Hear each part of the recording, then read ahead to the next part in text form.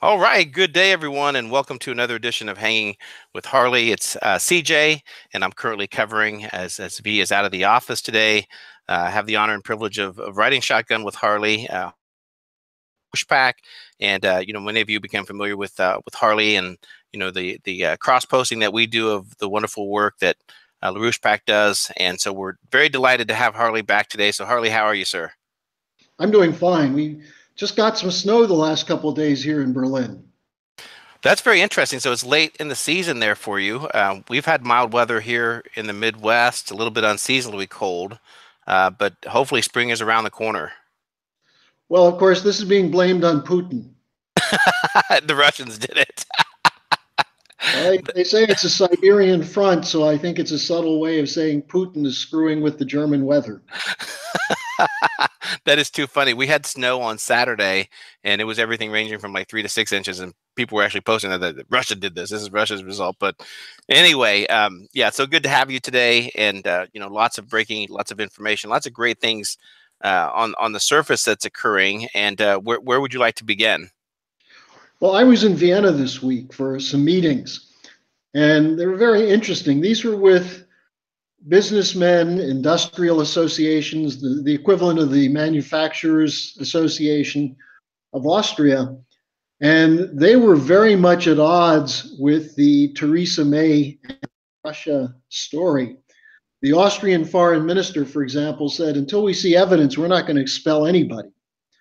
And in the meantime, the Austrians are working very closely to make Vienna a transshipment center for the Silk Road, going north-south from Greece through Germany and then east-west from the Balkans and the Eastern European countries all the way to Spain and Portugal. But what was interesting to me is that while India talked about the 14 European nations that expelled some Russians, there were 13 other EU members which did not expel Russians and were very hesitant to do so. Uh, so I think this line in the US media that everyone rallied around Theresa May is simply not true. One of the more funny ones was New Zealand, which of course is part of the British Commonwealth. They said they couldn't find any Russian spies to expel. Interesting. Interesting. So, I think on this, the sentiment of a lot of the population is that they just don't buy it. It's not credible.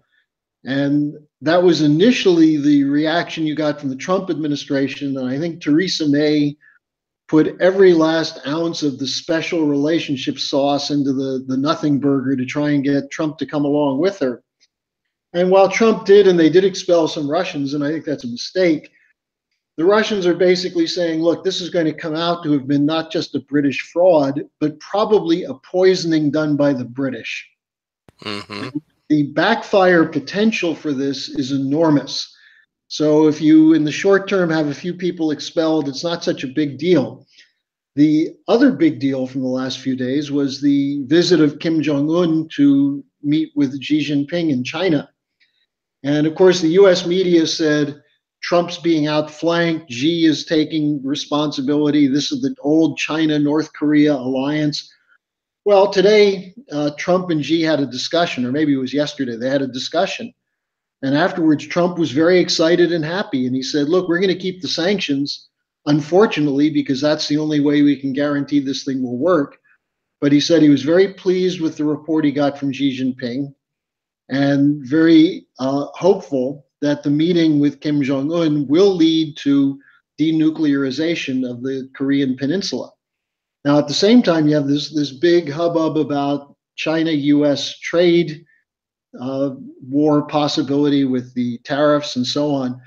And the Chinese foreign minister made a very interesting proposal.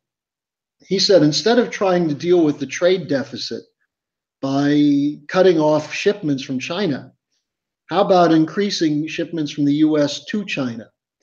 And immediately Trump was on that because that's what Trump has been saying from the beginning. So I think, again, you have these stories that are largely from the deep state. And when I talk about deep state, I'm really talking about the City of London, Wall Street nexus. their efforts to continue to disrupt the potential for a positive US relationship with Russia or China.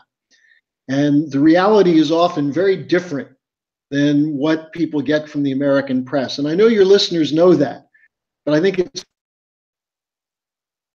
Austrian foreign minister or the Austrian chancellor who just came in as a rejection of the major parties in Austria. He's from one of the major parties, but he's in an alliance now with the FPO, which was was billing itself as a Trump party.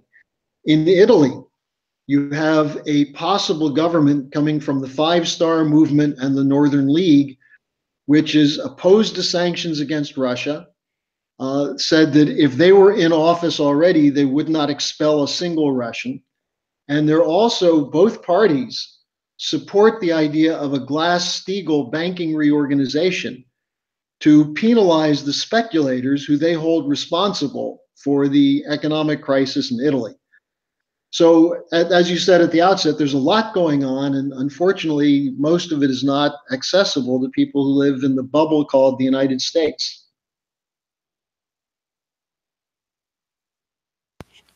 Yeah, I caught the United States, and I think you dropped a little bit there, Harley. Just saying, people who live in the bubble called the United States don't get this information. Yeah, exactly. And if you think of the British, I mean, what evidence have they truly provided that shows this was any involvement of Russia? Well, I thought it was interesting that the father of Litvinenko, who everyone says was poisoned by Putin's agents, the father met with the person who was accused, the FSB member, the Russian intelligence guy, hugged him and said, "I know you didn't do it." So, there are different realities out there. And of course, one of those realities is fake news. And the British have a very significant stake in this. There are two things. May is collapsing, and the effort is being made to overturn the Brexit vote. And May, while she claims she's for Brexit, is really a product of the Tories' City of London grouping. And they want to overturn Brexit. And their ultimate argument is going to be that Brexit, the vote for Brexit, due to Russian cyber interference in the election. And so keep an eye out for that, because you get a sense when these people talk about support for democratic institutions, that's when you have to grab your wallet and head to the bunker, because they don't support democratic institutions. They don't respect the vote. We see that in terms of the US election, in terms of the Brexit vote.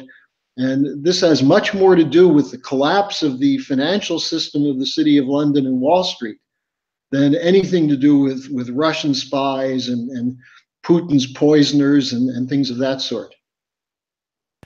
Yeah, it's really truly an act of desperation, and you mentioned it, that when you look at the divide that's there among the EU, and they had truly hoped that everyone would jump aboard with this program and blame the Russians.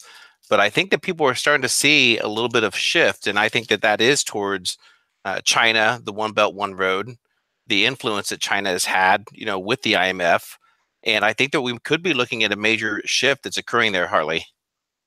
Well, the French president, who's not a particular hero of mine, Macron, announced that even as he signed the letter with Merkel in May, that he's going to be going to Russia to meet with Putin. And he said, we do need to have a positive relationship with Russia. And he came under criticism from some people in France for doing that. And he said the same thing that Trump said. Look, it's better for us to have a good relationship with Putin than it is for us to be on the verge of war. Now, the only one in Europe besides Theresa May who's fully embracing the Putin did it, the Russians are killers, is Angela Merkel. And her government is very weak. They've been in power now for a week, and there's huge infighting on economic policy. There's a lot of sentiment inside the business community and the industrial community in Germany for a reset with Russia, which would include getting rid of sanctions. the Nord Stream pipeline, which the EU is trying to stop, and the British are trying to stop. The Germans are going ahead with it. And that has very little to do with Merkel. It has to do with the fact that without nuclear power, Germany needs energy. So there's a higher reality than psychological warfare, cyber warfare, intelligence warfare. And that higher reality is that the economies in Europe are extremely weak. They're bloated with unsustainable debt. And there's no way to resolve that without an expansion of physical production. And the only opportunity for that is coming from what China is doing, the prospects for major development projects in places like Syria, which the Chinese and the Russians are pushing, North Africa, what Egypt is doing with the Suez industrial project. So there are things that are moving, but the European Union is on the wrong side, and they're on the side of the British, even though the British voted to go get out of the European Union. The English people, I should say, voted. Right, right. Harley, I also, while we're there, I want to get your opinion on Trump's trade policy as it sees fit for Germany. Being a major exporter. What do you think? What will their reaction potentially be? I know it's kind of creating a little bit of indifference right now in the EU.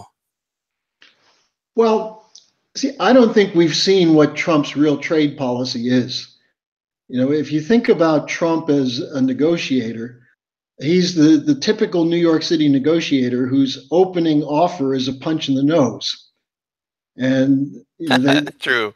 basically they say, well, now that I've got your attention, let's talk. And we saw this with the steel and aluminum. Yeah, I caught the steel and aluminum, and we had a little bit of a lag. Good. I was just saying that on the steel and aluminum tariffs, virtually everyone's getting an exemption. So Trump made a point, and he said, we're going to have fair trade. He said the same thing to China. The Chinese said, well, look, if you want a trade war, we can do it, but we'd rather not. And I think the discussion that's underway now is one where we'll move towards something that is closer to fair trade than either free trade or tariffs. But there are areas where tariffs may be necessary, and Trump is keeping that open. So I think the reality here is, what's the purpose of a tariff policy? Is it to punish someone, or is it to protect your industry? And if you really intend to protect your industry, then you need to make sure that industry is going to exist. And with no credit from the banking system to upgrade and modernize most of these plants, it's you could have a tariff, but it's not going to revive the industrial and manufacturing base.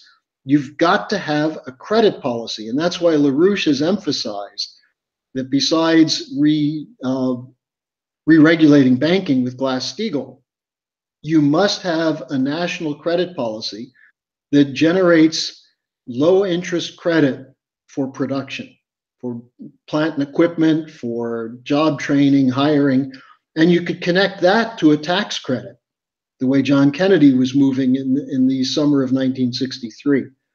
So I don't think we've seen the full tariff policy yet. What we've seen out there is unfortunately punitive rather than a way to boost American production.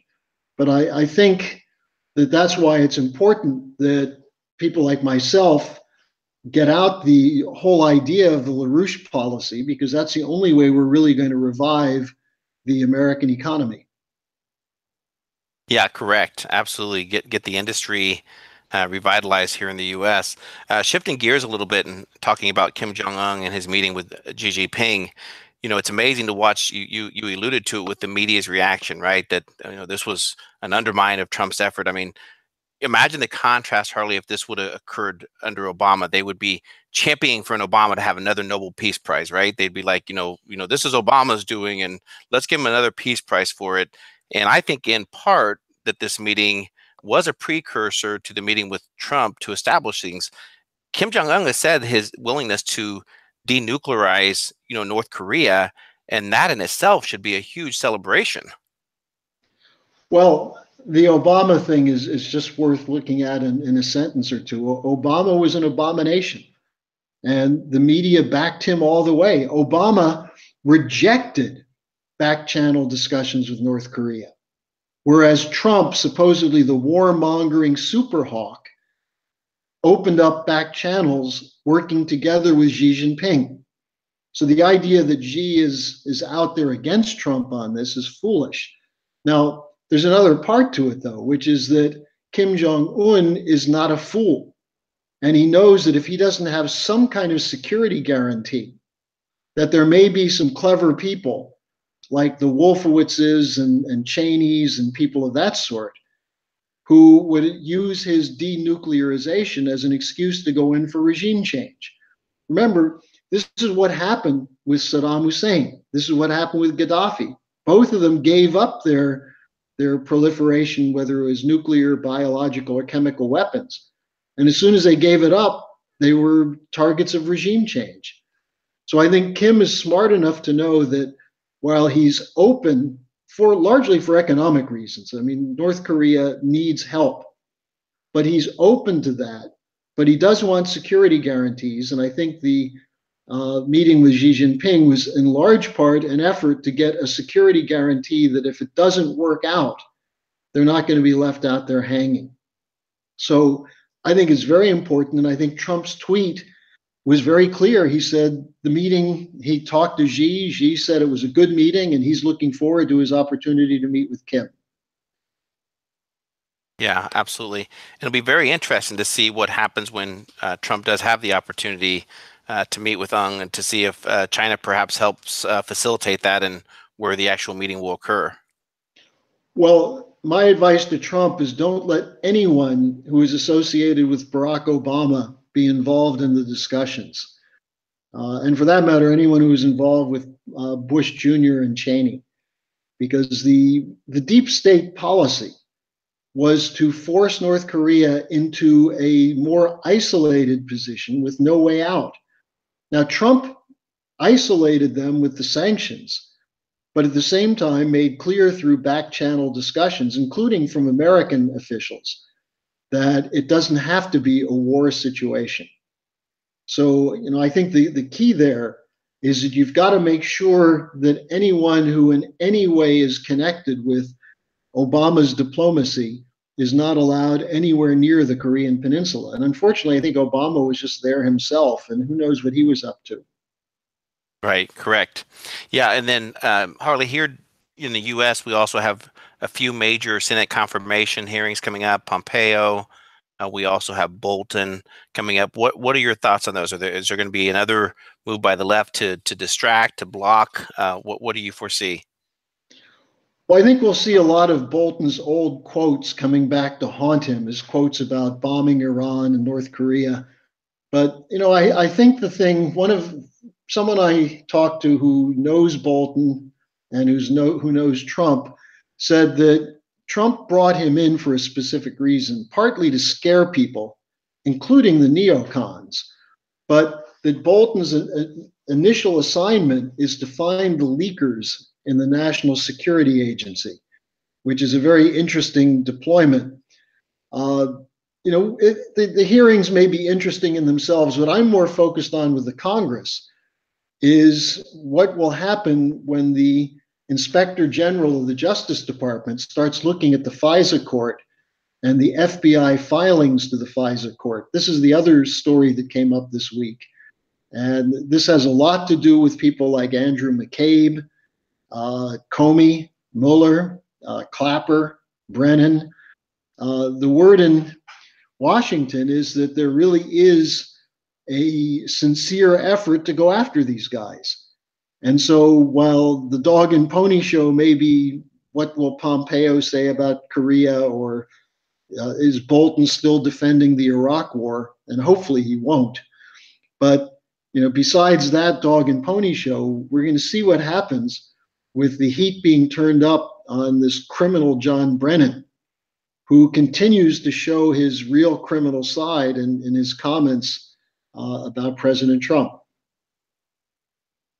Yeah, and it'll be interesting to see exactly what happens, with that inspector general. I mean, we know that there's, text messages showing specifically coordination between, Obama, the White House, the CIA, the FBI, you name it, they were involved with the FISA courts, with this mass surveillance of Trump and his administration.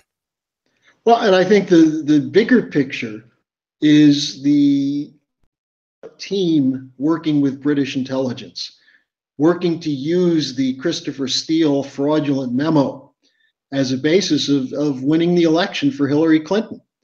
When was the last time an American president was involved in this kind of scheming to choose their successor? Now, it's gone on before, obviously. There have always been cases where a president of one party tries to help his fellow party member to replace him. But this was dirty tricks. This makes Watergate look like, as they say, a Sunday afternoon in the park. And the person who really should be getting nervous is Barack Obama, because as you mentioned, there are texts coming out, text messages and emails showing that Obama was not only in the loop, he was the loop. Yeah, absolutely. I caught the loop, and I'm not sure if you had anything else after that, Harley. I just said that Obama was not just in the loop, he was the loop. Yeah, exactly. Very interesting times, indeed, Harley. Closing thoughts for our listeners. What is your focus right now with LaRouche PAC?